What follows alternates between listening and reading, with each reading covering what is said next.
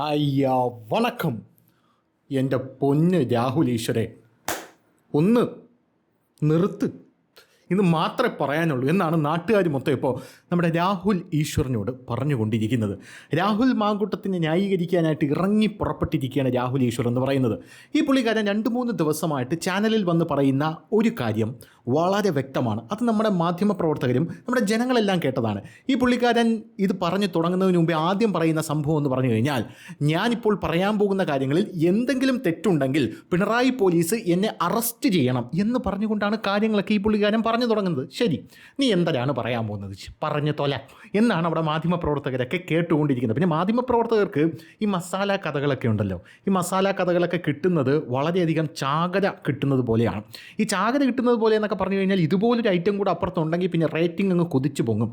ഈ ദിലീപ് വിഷയം വന്നപ്പോഴാണ് ഏഷ്യാനെറ്റിനെ മറികടന്ന് ഏഷ്യാനെറ്റ് ന്യൂസ് റേറ്റിംഗിൽ 1-ാം സ്ഥാനത്തെത്തിയത് എന്നുള്ളത് നമ്മുടെ മുന്നിലുള്ളൊരു കാര്യമാണല്ലോ. അപ്പോൾ അതുകൊണ്ട് തന്നെ ഇങ്ങനെ നല്ലപോലെ മാരിനേറ്റ് ചെയ്ത് ഈ സാധനത്തിനെ ഇട്ട് വറുത്ത് പൊരിച്ച് ഇങ്ങനെയുള്ളൊരു സെറ്റപ്പിലോട്ടാണ് കാര്യങ്ങൾ ഇങ്ങനെ മുന്നോട്ട് പോകുന്നത്. അപ്പോൾ രാഹുൽ ഈശ്വറിനെ പോലെയുള്ളൊരു ആൾ കൂടെ ഉണ്ടെങ്കിൽ സംഭവം ജോറായി.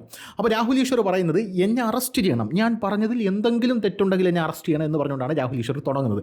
എന്നിട്ട് രാഹുൽ ഈശ്വർ പറയുന്നു, ഈ പെൺകുട്ടി വിവാഹിതയായിട്ടുള്ളൊരു പെൺകുട്ടിയാണ്. ഞെട്ടിയില്ലേ? നിങ്ങളെല്ലാവരും ഞെട്ടിയില്ലേ? ഞെട്ട്, ഞാൻ 3-4 വട്ടം ഞെട്ടി.